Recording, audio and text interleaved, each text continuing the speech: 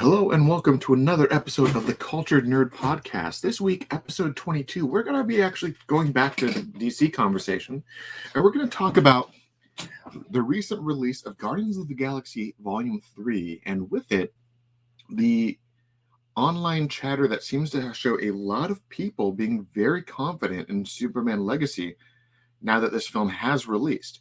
So we're going to talk about what we felt about Guardians of the Galaxy 3, what we feel about what the implications are for Superman Legacy, and we're going to go from there. So sit tight and let's have some fun.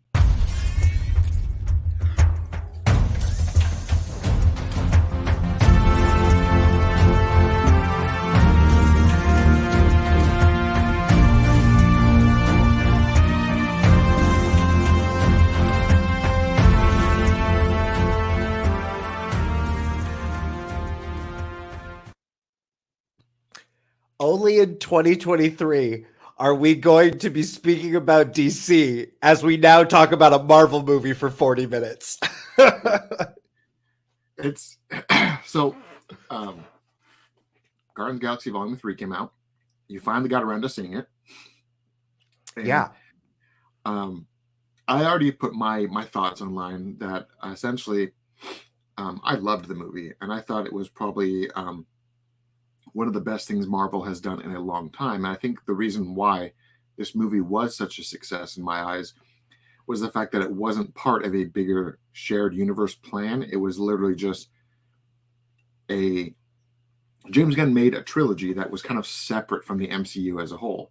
And those characters that did cross over into the MCU felt more like those MCU adventures were pit stops on the rest of their journey. Unlike where like Captain America 3 was Civil War or just another Avengers movie essentially, and prequel to Black Panther and a few other things. This was the first time and probably the only time Marvel is going to give a director a real trilogy and letting him do everything he wants within that trilogy.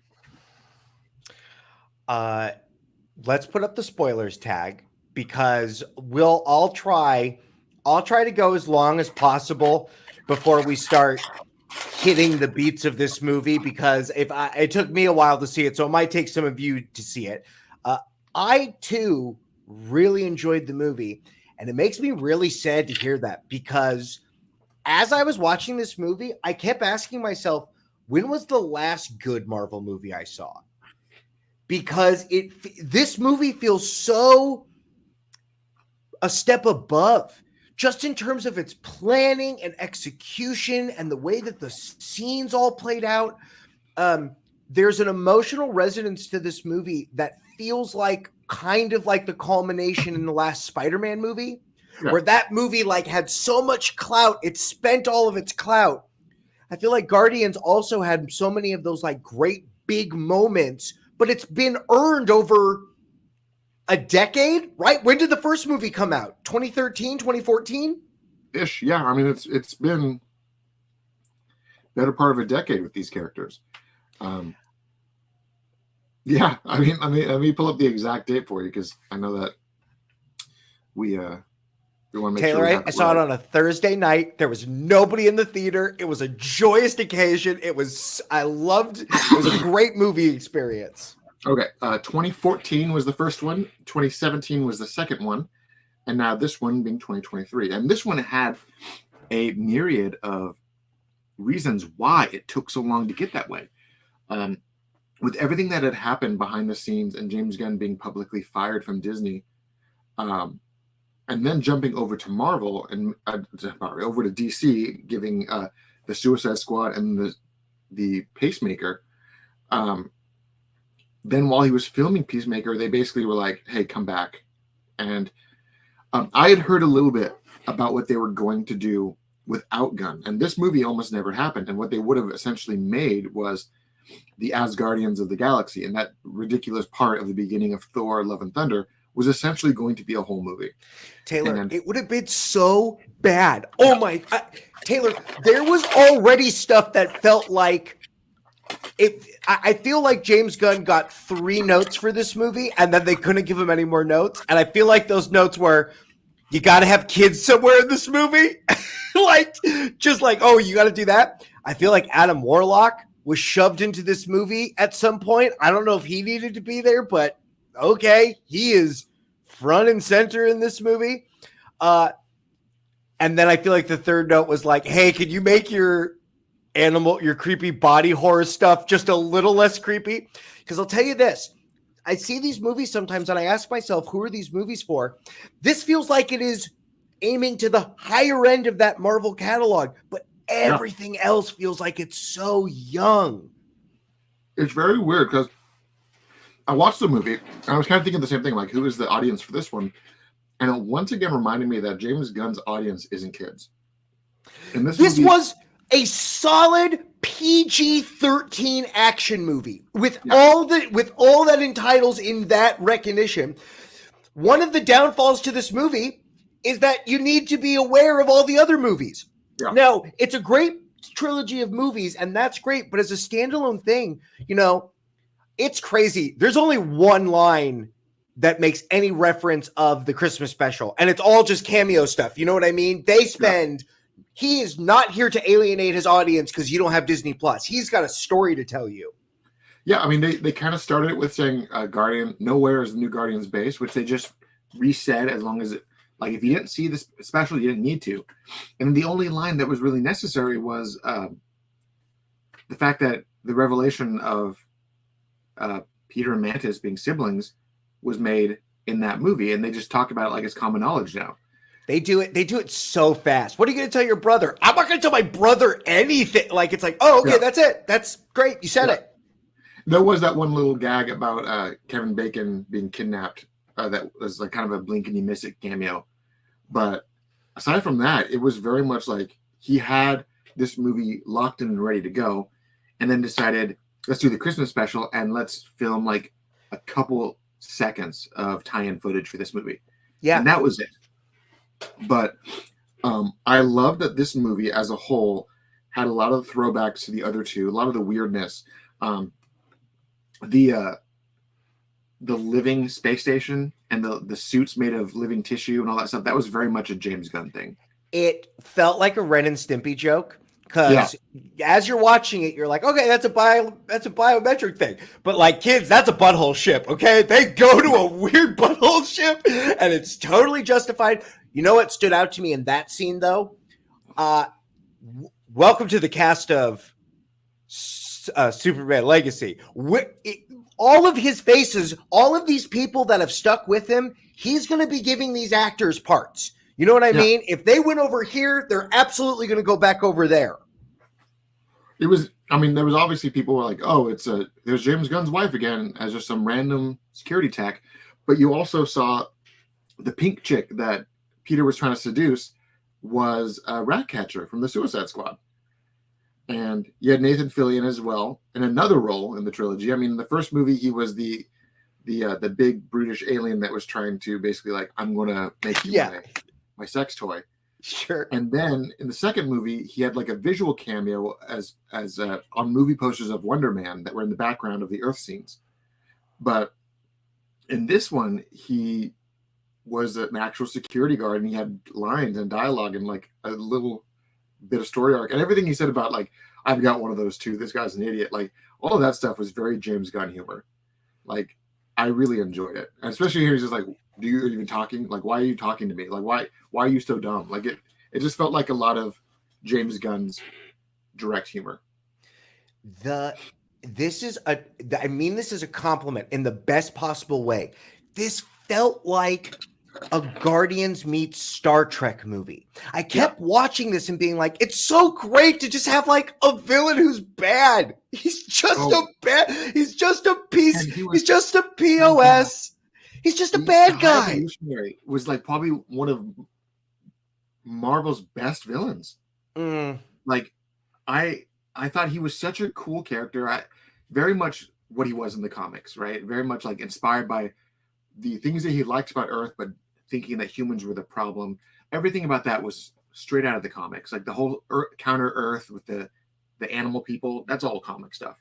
But the backstory that they gave Rocket, that was the stuff that and this 100% not for kids. Yes, and it's really not for kids. It's Yeah, animal torture. It's the only reason they get away with it is because they're clearly CG, which is very yeah, interesting. In this case, I wanted those things to look as much like a computer simulation because it is so horrific. And it's a yeah, very weird line because most of this movie is a very adult subject matter. There's only a couple of scenes I would even say are like big popcorn scenes. Everything else is really emotionally grounded. yeah. And like watching the film, um, I know the one scene that really caught me as like, oh, this is not for kids. And again, spoilers for people who didn't catch the message 10 minutes ago. But the scene where his friends all got gunned down by the High Evolutionary, and he looks down at Layla's body and just starts screaming, and it holds the frame of Rocket screaming and the dead body there, and it holds that frame for longer than it should have. And I'm like, ooh, okay, so they want you not only to feel this, but they want you to realize what's happening. It reminded me a lot of in Batman v Superman, where in the theatrical cut when Superman died, it just like has a little montage and then stops. But in the Ultimate Edition, he dies, and then you have like what Zack Snyder called the room to breathe, where he had that longer sequence of showing the streets empty, the buildings empty, everything empty, so that you realize that holy crap, this character just died, and you had to process it as it was happening. And I think that's what James Gunn did with this scene, and it was good. And I also I loved the Beastie Boys hallway scene. I think when I watched that scene, I'm like, this is probably one of the coolest live action, like not like Marvel's best action scenes as a whole, but probably one of their top ones, because James Gunn clearly pulled out all the stops to make a scene that looked like it was one continuous take, but in the coolest way possible. And it was very violent and almost on the verge of being gory, but every time something gory was about to occur, they would turn the camera to another character, so you're like, oh, that guy just got messed up. Well, it's so funny. One of the things that you brought up, he is comic accurate. Yeah, We finally got, the person that ends conversations in this movie, in other movies would end with a joke. Gamora stabs people. Gamora is yeah, she's so assertive. It's so nice. Taylor, I also want to say it was so great to start a Marvel movie where they go, hey, there's a problem that we have to fix right now. We yeah, have to start the movie right now. We're not, there's nope, you're going to go on this adventure with us. We're going to deal with this in real time. There was all of these choices over and over again that felt so strong. And you're right. yeah. Didn't feel like a Marvel movie. It felt like a DC movie with Marvel skin, like, and that was, to me, I think that was the fact that James Gunn left, made a DC movie, got a flavor for what having creative freedom and that darker tone feels like, and then went back to this one, and then was like, I'm just going to carry that vibe with me. And And Disney, how much money Disney wanted him so badly. This movie ends, he wraps this movie up because this is where he wants to leave his characters off, yeah, but Guardians are not going anywhere. And whatever they're not, but Disney they're also not staying anywhere either. I mean, the ending tag with Star Lord will return. I firmly believe that we're not going to get a Guardians of the Galaxy 4, because they're not going to do it. That's impossible. But I think they're never going to do it. no, because James Gunn's not going to come back. But what I think is likely going to happen is that in Secret Wars, they'll pop up for the last time. And then Mm, the common consensus is that the universe is going to get grand reset. I think it will get reset, and these characters will be gone, and then whatever the reboot is, they can recast or whatever they want from there on. But uh, this is the swan song of James Gunn's mini franchise. it was so good, and they could have done so much more with it. The fact that this whole movie is Rocket, which is kind of a bait and switch with the other movies, but I also feel like James Gunn was like, "Hey, guess what? I know that you guys care about Chris Pratt, but this is actually about a raccoon. All of these movies are actually about the raccoon." Yeah, and if you watch all three of them, you're like, oh yeah, he is kind of the main character. Like Pratt is like they always compete for the main character between the two of them. Yep, yep. And Even in the Avengers movies, I mean that the right. I mean, most of that stuff is with Rocket, right? Isn't he one of the B stories? yeah, he in the Avenger in Endgame and Infinity War, he was the one that survived, and the story followed him. And we don't even touch, guys. The king is so done with the MCU. We don't even have Rocket address any of that stuff at all. We're right into the new adventure. Yeah, but with all that said, we both love the movie, but a lot of people are basically saying that because of the emotion that was displayed, because of the actual the writing involved, that he was able to give these characters true heart. I mean, you had all the stuff with Drax being Drax, right? But then all of a sudden, like, you realize that Drax is the way he is because of the loss of his family, and he's actually happy when he's back in a family situation. And then you have like all the stuff with Rocket, all the building blocks with Rocket, everything with Peter not wanting to go back home because he's basically scared of the realization that if I go back and my grandpa is dead, then I really have nobody left, and I don't want to go there. I will say, if we want to get nitpicky about some stuff, when after the first action sequence, we see Groot as just like a little spider guy for a second. Yeah. I was like, we spent 5 years regenerating him and we're already here. Nope, no problem. Don't worry about it. He's a full man again. Don't worry about it. Well, James Gunn even said in the background that this is full-grown Groot, and this version of Groot it's not the same Groot from the first movie. This is Groot's son. Yeah, you can watch him on Disney Plus. He's had a whole slew of adventures. He's his own person. But I mean, if you kind of look at it, like once they do mature to the full form, then they can just regrow. Like even in the first movie, Groot had both of his arms chopped off and grew them back within like an hour. So I like this. I like this warrior son of all of the Guardians because he knows how to do things. Where the first time he was only tight with with Rocket, they were the only ones that had that. Now he can do it with everybody. Him and Quill have a Matrix scene. They go, you know what I mean? They show up in a building and just light it up. I did really enjoy the kaiju mode, like go kaiju, and then he just got all giant. Like so many fun little gags with Groot, and then even at the end of the movie, in the post-credit scene, when you see Groot even bigger and more fully grown, that's like comic book Groot. That's actually the Groot from the comics. I was about to ask you, because this is real this is what comic book, this is stuff me and Taylor were talking about over comics. Is he an Omega level alien mutant now? Like at that form, when that's his base size, how strong is he? I don't know. I mean, he is insanely strong. But let me pull up just a picture for just to kind of reference, like, is the comic book Groot in the comics. And I also, and this is a great place to end the movie, because in the comic book, lots of different people are on the Guardians of the Galaxy. They swap members all the time. Yeah. I want to try to find a photo that I can actually. That's okay. I can gush more about the movie. We can do some criticisms too. The movie looks great. The only thing I feel like they skimped on was the guards' uniforms inside of the living organism. Those suits, I was like, this is the best you could do with those yeah, look at that guy. Like that's comic book Groot, and that was the Groot that we got at the end of the movie. Like that was the first time that we actually got a Groot that was like, okay, he's kind of scary looking. He's not like a little puppy with tree arms.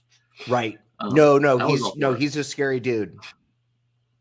But on that note, I want to pull up some of the little questions real fast, because we got some people saying hi. Andre from Four Nerds popped in and said hello. One question that popped in. This came up over the weekend. What is your thoughts on David Corenswet if he does become our new Superman? And what are your thoughts on James Gunn saying that he's going to introduce other heroes in the Superman movie? So this popped up over the weekend. In the Heat Vision by The Hollywood Reporter, they had said that they had gotten word that there was a short list of Superman characters and actors that were auditioning for Superman, Lex Luthor, and Lois Lane, right? And ironically, they put this out. The internet blew up, and it was like, oh my God, David Corenswet is one of the big ones. But then Justin Kroll of Deadline pops in saying, just to be clear, they aren't even close to making a short list, let alone picking their Superman. So using a term like frontrunner might be a tad strong. So he debunks the article in real time, and then like half an hour later, James Gunn goes back onto Twitter as well and does it as well, right? For all of you asking, I would never comment on who is or isn't auditioning for a role.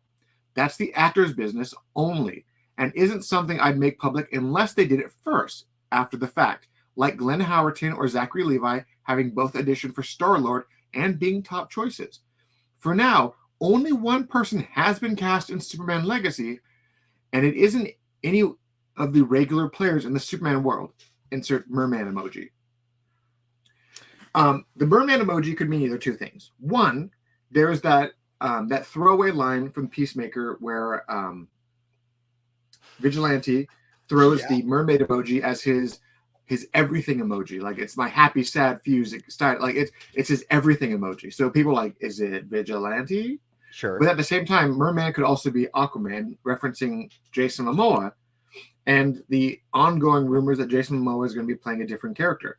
And if you believe it, or even with the rumors, there's always those rumors saying that Momoa could be playing Lobo, and Lobo would be introduced in Superman Legacy. So that could be part of that too. But at the end, it's all hearsay. It's all speculation. The fact that both Deadline and James Gunn said that David Corenswet is not the top contender and probably isn't even in the final list it's a big one. And the reason why I bring this up is that everyone that they mentioned in that article about like David Corenswet and the actors that this guy auditioned for Lex Luthor. He didn't audition for Lex Luthor. He's also auditioning for Superman. Things like that. Like I just forgot the actor's name. Nicholas Hoult, right? They said Nicholas Hoult is auditioning for Lex Luthor. He auditioned for Superman, not Lex Luthor, and things like that. But I will say with almost firm confidence that David Corenswet is not going to get the role, because David Corenswet looks just like a younger version of Henry Cavill, and the last thing that James is going to do is hire another guy that looks like the last Superman and get constant comparisons. He's not going to do it. There's a couple of things you just said. The first thing is, we already knew multiple heroes are showing up in these movies. They said what the movies were, but in those movies, we're going to be seeing multiple heroes from other cities, other villains, because that's how he's going to flesh out this universe very quickly so that we don't have to run into something. But like in the Bat movie, we're going to get the entire Bat family for the most part. You know what I mean? So I would assume that's the case. Secondly, what are you doing out there, everybody? There's a writer strike going on right now. Yeah. So like maybe some of these things are happening. Nothing is going to get announced until other blocks are put in place. Right. The third thing that you just said, talking about how this guy looks like Henry Cavill. I just watched a thing where James Gunn was talking about his favorite comic book movies, and Superman was his number 2, the original one. And he talked about all these different things, and he talked about the charm of the original Superman, that he enjoyed helping people. That was what he liked to do. So with that in mind, whatever Superman we're going to get, he's got to be able to do those comedy chops. Now, I'm not talking Star-Lord. I'm not talking Chris Pratt stuff. I'm saying they need to be able to play that. So these names can all be jumbled and stuff out, but there's so many moving parts. We're not anywhere close, because they might like a Superman, but he's got to look good with that Luthor and that Lois. They are a big 3 amongst the big 3. So to pull up David Corenswet, he is he's 29, right? So he's kind of in the age range that they're looking at. And here was a picture that we brought up on a previous episode where someone took his picture and put Superman outfit on it. Yeah, I don't like it. He does look way too much like Henry Cavill. And people would be like, I already saw people on the internet saying, so Henry Cavill got fired for them to hire the younger Henry Cavill. That would be the primary criticism, and people would riot. So I don't think for a second that he's even considering this guy, just because of the fact that he looks too much like Henry Cavill. I want that guy to be Superman in the 40s, but that's not what the Superman in 2025 is going to look like. Yeah. He's a very handsome man. Let's judge this man for his looks. He's a very handsome man. I can see why what a great jaw structure. I can see it there. He looks like my grandpa's Superman, and I want a new Superman. I don't want the old Supermans anymore. I want James Gunn Superman. 100%. And I think that the the rumors of all the people in the short list that were brought up on that thing. The what I basically heard is that right now they've been sent, like, pretty much everyone in Hollywood, every young man between the age of 25 and 35 has sent in a tape. It's not just this short list of like, oh, we only talked to 10 people. There's hundreds of people that are sending audition tapes in, and it's essentially everyone knows what it is. It's Superman for the next decade plus. So it is a very, very big role, very big commitment. And despite the fact that the fans are still upset about the Snyderverse ending, yeah, that's a reality. But Hollywood as a whole is so excited about this film that regardless of how people felt about the Snyderverse or anything like that, everyone in these age ranges are putting their tapes in. There's almost no allegiance to any interpretation of the character because everyone has put a tape in. I feel bad that the Snyderverse is dead, but that the death rattle keeps happening because the Flash movie is going to make everyone remember what it could have been. And the Blue Beetle movie is going to make everyone remember what it could have been. And that flavor is still there, but again, we're getting ready to move on. So I'm pulling up a couple more comments. Nebula definitely was an underrated MVP. The introduction scene of Guardians where Nebula has her anime wings and has like the anime arm gun, one of the coolest. Like the fact that she was going toe to toe with Adam Warlock and then got like mangled to pieces, and then put herself back together was pretty rad through and through.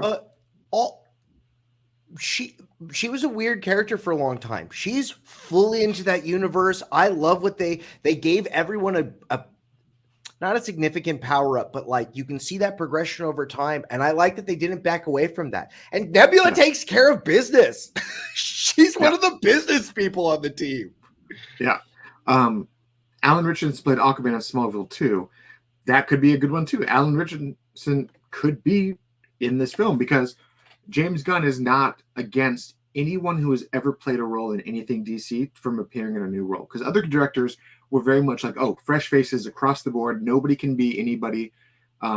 Nothing gratuitous, nothing like that. Like Zack Snyder himself was very against certain cameos because he felt they were gratuitous and to pull you out of the movie-going experience. But James Gunn's not that way. He puts in familiar faces everywhere, and it doesn't matter if it pulls you out of the audience, out of the experience, it's still there. Because people get sucked back in 2 seconds later by what's being shown on the screen. So Alan Richardson playing anything would be fantastic because I think he's I think he's a fantastic actor. And from where he was in Smallville as Aquaman to now Jack Reacher, tremendously different person. And I would love to see him in a new superhero movie because I thought how he played Hawk in Titans was a massive waste of his talent. Mm-hmm. Another big one. Well, this is kind of a two-parter. I'm assuming they haven't stated anything about Gunn's Batman until next year, then, and Wonder Woman. Yes. We'll get glimpses of them. I mean, possibly. I think we might see. I think they'll do a lot what they did with what Zack Snyder did. We'll see Wayne Corp's name on some stuff, right? We'll see stuff like that within the world. But I think maybe we do get a Bruce Wayne. I think it's all going to come really fast. Yeah, I could very much see them do all of this, like cast a lot of heroes all at once, get the whole universe together, and then have cameos, but don't even name them. Like in one scene, you see Bruce Wayne standing there or on TV doing something or something like that. Like, and don't name him. Just be like, oh, look, here's Lex Luthor. Here's a businessman meeting with Lex Luthor. And then the next movie, like, oh, that was Bruce Wayne. Okay. Like things like that. I could 100% see that. But at the same time, it was also revealed that James Gunn's not starting the filming for Superman Legacy until January. So I think he's very confident that the writer's strike will go as long as it needs to go and it will be done by the new year. And then at that point, he's able to move forward with everything he needs to. But that also means... Taylor, if that writer's strike goes till January, oh my... That would be the longest writer's strike of all time because the last two were pretty long, but this one has different stakes. And I see this one going more than 100 days, but I also don't see it going for 6 months, 7 months. Okay. Question for you, Michael. Have you watched Superman and Lois? No, I have not. Should I watch Superman and Lois? Yes, 100%. This is the HBO one. Where did this one live in the world? So Superman and Lois was sort of a spin-off of Supergirl from the CW. And it started on the CW, but it has HBO's backing as well, and it has a much different to kind of just say it, at the near the end of season 1, they reveal that this Superman and Lois is not the same Superman and Lois from Supergirl. This Great. is like a different branch of the multiverse. It is completely separate from the CW verse. Great. That's all you really need to know. That be told, it is so good. For what they were able to do with that show on a CW budget, makes every other CW show look like a piece of trash. See, this is not here, but back to the thing at hand. This Guardians movie was so good, it makes me wonder, like, what's going wrong with all your other movies? Like, what are you not doing? Because all of a sudden you let a director make a movie and he made a movie. Yeah, and then so like, I mean, you look at it, right? You say this movie came out. The last movie that was just before this was Ant-Man and the Wasp: Quantumania, which by everyone's review was a movie made by a committee with no repercussions, because it's meant to set up the worst ratings of the series, right? Yeah. And then you had the movie before that, and the movie before that, like you have Thor: Love and Thunder, you have all these other movies where people are like, who is this for? But then you have Guardians come out and be like, this was the movie this is clearly a progression of the movies. So you have Marvel in a very weird spot where Kevin Feige's putting out things like She-Hulk and Miss Marvel and all these other things, and then people aren't really reacting to them. Like, there are audiences picking these things up, but it's like Guardians has its audience, and Guardians is getting unanimous praise. So it's very interesting. That Marvel's trailer did not excite me to want to go see that movie. No, it'll be a Disney Plus watch for me. Yeah, and it feels like that. The trailer feels like it knows it's going to Disney Plus, but they got Samuel L. Jackson. They had to they had to pay him all this money. But Sam Jackson's also on Disney Plus. I know, and this is the hypocrisy of me as a Marvel fan, because that's the show I want to see. I feel like Sam Jackson might bring everybody back in again, but I don't know, because we've only had this kid stuff now for like a year and a half. Yeah. And then here's another little pop-up. Then I got to play devil's advocate. Support the writer strike. Obviously, they deserve to get paid. Then do you expect SDCC to be kind of quiet because of the strike? 100%. Because I could see James Gunn doing something with Superman Legacy, announcing the cast. Yes. And that be it. Because everything else won't move forward without writers. And as much people, I know that you brought up, Chris, that James Gunn's Batman, it's not his Batman. It's going to be the Batman of whoever takes that role.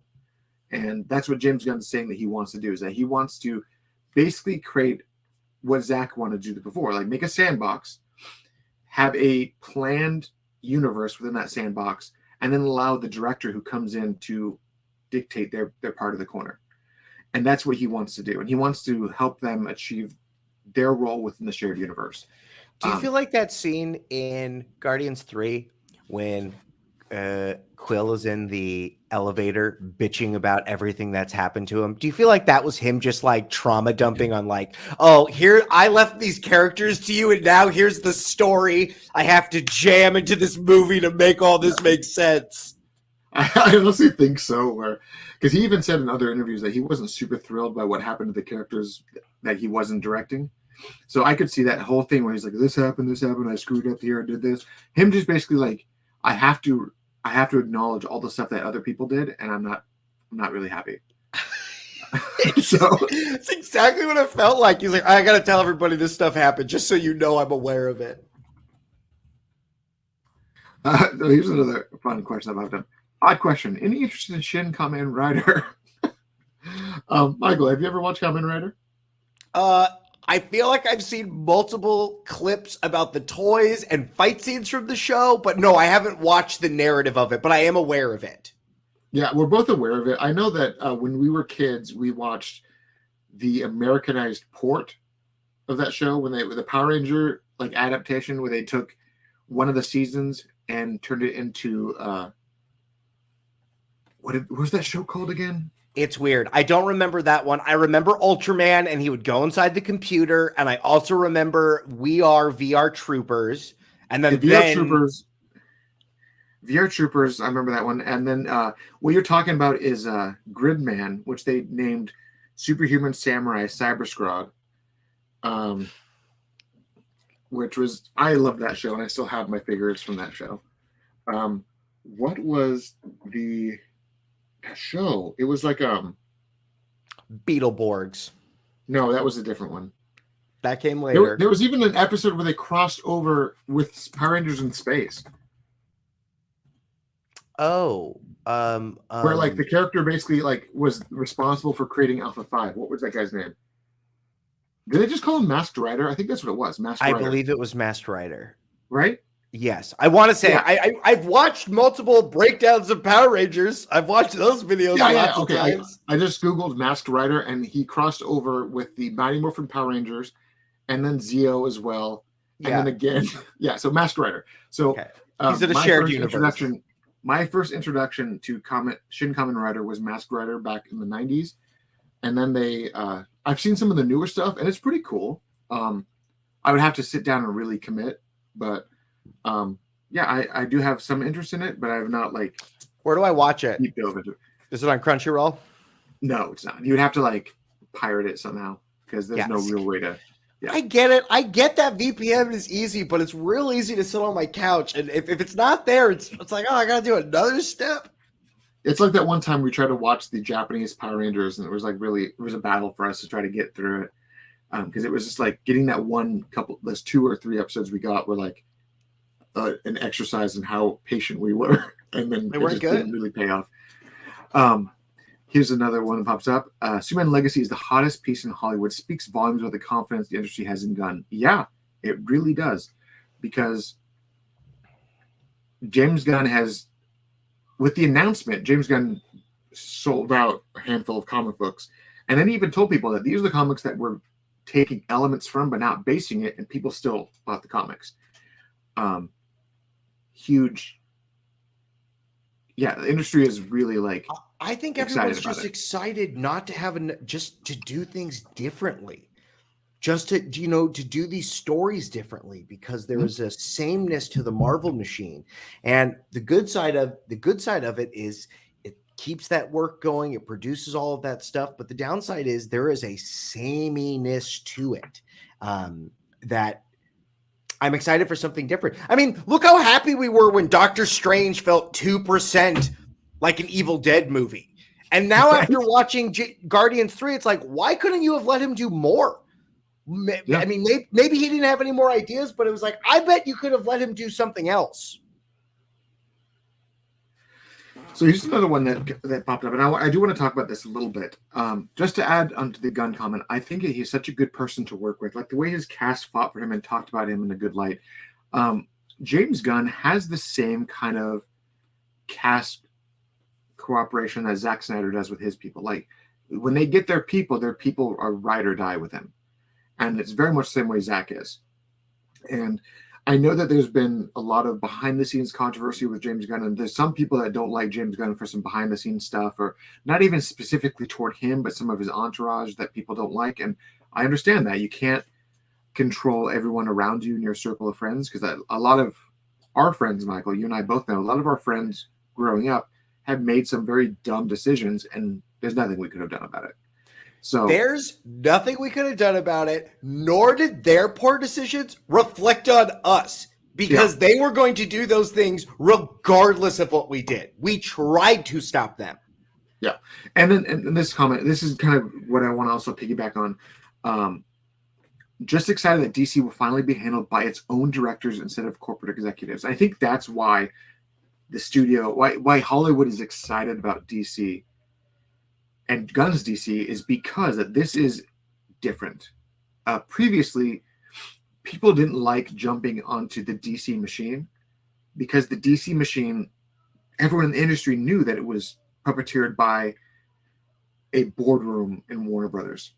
And the Flash movie had maybe like 10 or 12 different directors, writers, and all these things attached to this project for the better part of a decade. And you saw all of these things, and people didn't want to go near them. But now that DC is its own studio, the confidence is there because they know that James Gunn learned what he learned from Marvel, but also is not allowing that corporate machine to run DC again. And that is where the excitement is coming from. Yeah, and I hopefully they can just learn, let Marvel make all the mistakes so that they can just do it differently and not run into those pitfalls and stuff like that when we start seeing his TV, because he's also doing movies and TV. And I think as long as he can make those TV shows stand a cut above and not make them feel like a kid's show, I think they're going to be profitable. Yeah, and I think so. When Peacemaker came out, I remember watching the first couple episodes and not being a fan of the show. And I was just like, I don't know how I feel about the show. I don't know how it is. But then by the time the show ended, I was locked in. I was like, I understood what they started with and how they finished it, and I saw the minutia of development that he put these characters through. And I also saw what the studio probably told him they wanted, and that's why he delivered in some aspects. But you also saw Peacemaker as a character be very self-loathing and very down on himself and very upset with all the decisions in his life, and then get very depressed and all these different things that you wouldn't have expected when you saw the character in the Suicide Squad. So seeing that, and then seeing what James Gunn did with Guardians 3, I saw that this guy actually has the ability to tell a story with heart in it, because he's done it before. I mean, every one of his projects has some emotional weight to it, regardless of the dick and fart jokes that sometimes are present. But he also never forces the humor that's foreign to the character. Yeah, and Guardians is such a great character movie that, especially in Guardians 3, he really relies on the characters to move those scenes along. In previous movies, there would sometimes be an emotional beat, which they would cut with a joke. This movie lets beats play out long. There's a lot of really dramatic things. I think that you hit the nail on the head. I think that I'm interested to know what the tone of Superman is going to be, because I think that's a little bit up in the air. I don't know where they're going to go with that. But everything else in the universe, Swamp Thing's going to be a horror movie. Wonder Woman's going to be a brutal blood Game of Thrones thing. Yeah, fighting monsters and stuff like that. And they're not going to poo-poo those things or be like, well, we need to make this okay for a 10-year-old too. I don't think they're going to be for 10-year-olds. Yeah, I mean, it's going to be very interesting to see. I could see them do some sort of like wide appeal for some of these things, right? Like, I know a lot of the criticism for Man of Steel was that this is a Superman movie and kids don't want to see Superman break someone's neck, right? And that I could see that criticism, because it's a hard conversation to have with a kid who wants to see Superman fly around and save people, and then be like, oh, Superman just killed a guy brutally. I'm like, yeah, but the situation, the kid doesn't understand the situation. So yeah, I can see why that argument was always controversial, because it is what it is. But I also think that the tone that you described is going to be essentially what we got in Superman, the comic book that sold out like crazy. Yeah. Also Superman, because that comic, you got humor, but it was also like situational humor. It wasn't like silly humor. And the humor, a lot of it came from like Clark Kent being Clark Kent, acting naive, and the other people like teasing him for it. And then like the humor was, if they only realized that he was Superman, they wouldn't be saying this crap, right? It was all situational stuff, like, oh, how could you do that? Oh, he like, oh, I'm sorry, I can't. Like, you're gonna hurt your back, and like things like that. Like them teasing him, thinking that he's just some dullard, but it's Superman. So there's a lot of humor of stuff like that. But I don't think for a second we're gonna get the same humor of Guardians of the Galaxy or anything Marvel with these characters, because that's not who they are. And James Gunn knows who these characters are. Yeah, and he knows how to write for characters. He reads the comic books, right? He reads the comic books. He knows what he wants to do with them. It'll be interesting to see how he defines Superman's space. It'll be, you know what I mean? Because he gave Marvel retro space. Space is like futuristic, but also in the past. And I wonder what his version of it will be. It's going to be interesting. I'm actually really excited to see it because all the different versions of space that we got in his Guardians films, I could see these things and be like, I could see the Green Lanterns thrive in these kind of places. Also, in my mind, when you saw Adam Warlock being Adam Warlock in this film, did you at any point did you say I could see Superman flying that way? Because I did. I was watching. I was like, I could Taylor, see these kind of angles. Yeah, Superman, in that fight scene with Adam Warlock, when somebody grabs him and we see his POV, these action sequences are all CG, but he does a great job of focusing on faces. That Adam Warlock made me think he could do Superman, because I was seeing the way some of those things are not like that character, but the way that fight scene, he understands you need to see the weight of these hits, but that we also need to be focused on Superman. We need to see the character being affected by it. Yeah. And it was funny because I was watching it and I remember I said a while back that Zach and James have a very similar visual style.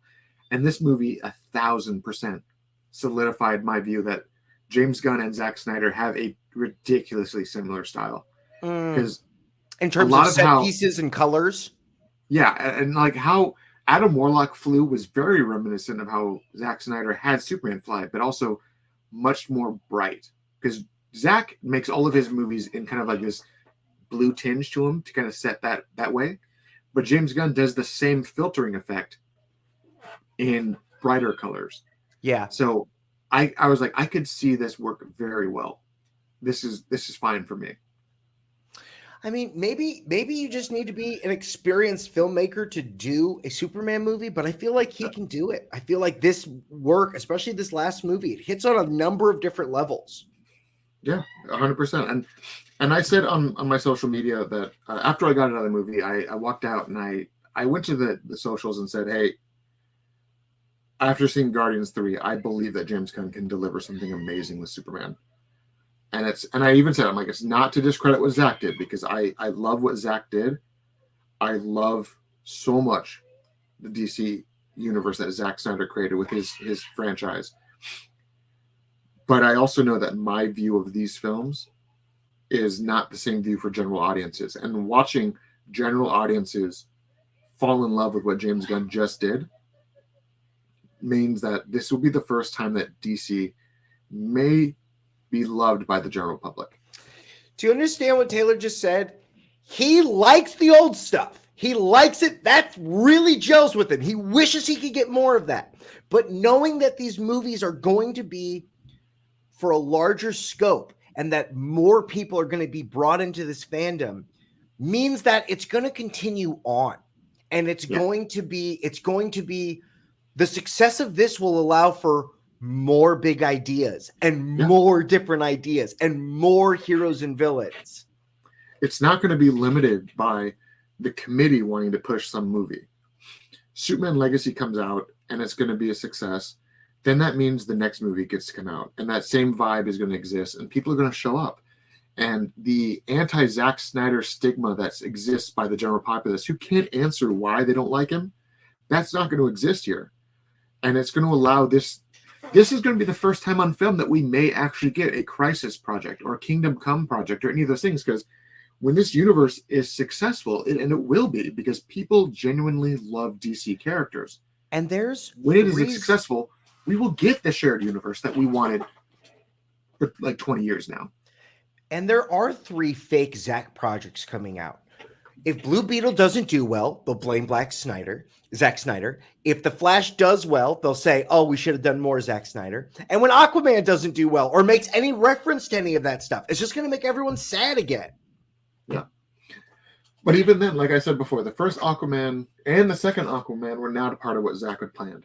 So people need to stop thinking that oh, this movie's going to make me want more Zack, because it's not. Because we saw Zack Snyder's Justice League. We saw what Zack's version of Atlantis was, and it was not what Aquaman's version of Atlantis was. It was sad and drab and all broken down, and William Dafoe lives under the water.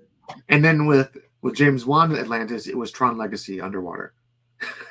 It so was. I never thought about it like that. It is Tron Legacy. Now, if you watch that movie and you think Tron Legacy, there's a couple shots like when they go into the gate. I was like, oh, this is Tron Legacy. And the music signed. I was like, this is it. I love this. Like, it's fun. Does Atlantis get a redesign in the new movie? In what new movie? In the second movie, Atlantis will have some new elements to it because it's gonna be kind of like how Thor 1 looked one way and then Thor 2 looked a totally different way, but it was just because it was a different part of the city. Sure, same idea. But at the same time, I think people are not going to be really responsive when you find out that like the whole movie is Black Manta using accelerated global warming to melt the polar ice caps, and it's going to turn into this anti-climate change PSA kind of a movie, and people aren't going to respond to that. So I don't feel like Aquaman 2 is going to be really hitting any major records like the first one was. Just a bigger deficit for James Gunn to dig out of. Like, yeah. You know what I mean? Like, the last movie that has the DC name is Aquaman 2. It's so weird. But at the same time, the fact that James Gunn is not going full scorched earth and allowing Elseworlds to exist within this new DCU is something that Marvel's never done and Marvel can't do. Because at this point, if Marvel introduced an Elseworld, people will freak out. But the fact that we're having Superman Legacy and the Batman Part 2 supposedly releasing within just a few months of each other, it's going to tell audiences that we have one canon and we have side stories. And it's going to be huge for people. And on the Marvel side, I mean, look how long we've been waiting for Deadpool and Wolverine. And look how, and now we're finally going to get them. And hopefully we get them in Secret Wars. I mean, I guess Wolverine is in Secret Wars, right? I mean, the character is. What I understand is that Deadpool is going to deal with time travel and universe hopping. And that's the whole plot of the movie, is that now he has Cable's time travel machine. So he's now going to be jumping through timelines, trying to find a version of Wolverine that likes him. So we're going to see a lot of different Wolverines. And the version that does work with him is probably going to be the version that we see in Secret Wars. Wow. Yeah. But they have to pay off. But they have to show that, there are these other ones out here, but that's not the one we get. Yeah. But the fact that we're going to get Wolverine in his yellow costume is going to be the best thing. Taylor, I can't wait for Weapon X. I can't wait to see the visor and the things coming off of them, and not like the last one. Oh, do you think Deadpool fights other Deadpool? Do you think he'll fight his Fox incarnation with the closed up lips and the knives coming? I would hope so much for that. Like, you have no idea how excited I would be. Just stab him very quickly. Oh, that was a wonderful movie that disappointed me and Taylor in person.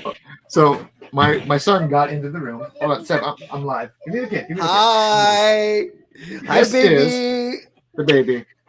All right, take him away. Oh, the prodigal son has returned. Goodbye, baby. Yeah. He always likes to come in here and grab things off my shelf. Of course he does. That's where that's where all the cool toys are. Well, I mean, I have my dragon radar right here, and he loves it to pieces. He will go through it, and he'll click it until it finds the Dragon Balls for him, and he loves it to pieces. He wants to do ha-cha-la. He-cha-la. He wants to go on an adventure. We can let him go on an adventure. Let's wrap this up. But on that note, right now, Guardians of the Galaxy 3 is sitting at 530 million worldwide. Probably not going to be the franchise best, but at the same time, I loved it, and it's my franchise best. And I think that the reason why it may not end up being the franchise best because it was dark, and it's not a movie for kids. And most parents will be like, "Oh no! My kids are not seeing a movie about animal cruelty. They're not going to see a movie where he straight up rips the face off of somebody." Sure. Because that was that scene happened when they peeled off his mask and you saw it. I was like, "Oh, this is not a kids movie." Yeah. It's also not building up to Avengers Endgame. Like, there's, you know what I mean? There's just like not that big thing. I think we're in the know of what they're coming to, but man, Marvel's got rocky waters, and they're going to have to recast and fix a bunch of things, and it's going to get messy.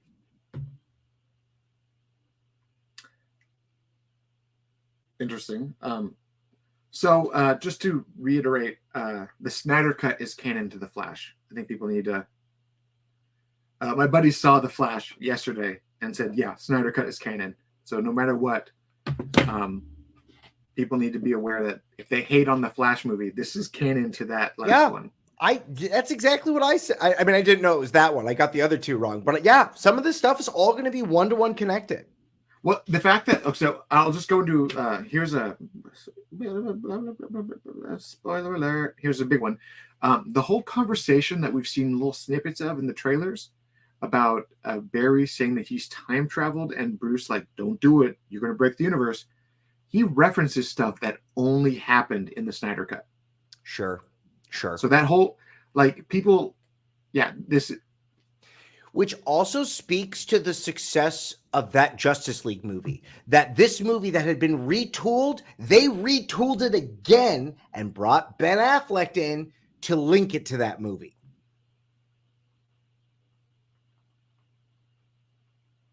Yeah. So he's telling me all the stuff about the movie.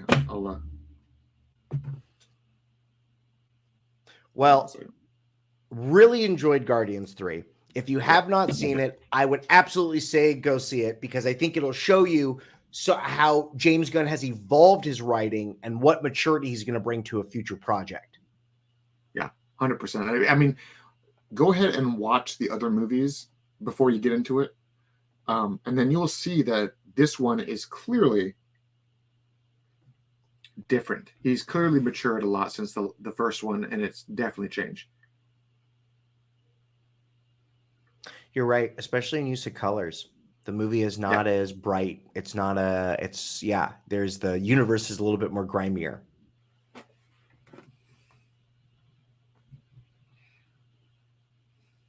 Taylor, you can't look at your phone right now. We have to finish the episode before you play with your phone. Lots of stuff happening. I know. He's going to tell you all the things that are going to confirm it. You can't spoil it for people. They want to see it live. Anyways, that movie is going to come out in like a month, and it's going to blow people's mind holes. But on that note, thank you all for joining us today. If you want to help us keep the lights on and do what we do, head over to patreon.com/theculturenerd and help us support us. I mean, we do what we love to do, and we want to deliver for you. So big thank you to those of you who do currently support us. I've been your host, Taylor Murphy. My co-host, Michael Santel, is here as always. And if you're at home watching this, scan that QR code. Go harangue us on social media, and we will see you throughout the week on the remainder of our shows. We got some fun ones coming up with the gents over at Through the Monocle. They're going to be reviewing the Star Wars sequel movies, which have been a very controversial subject for a lot of people.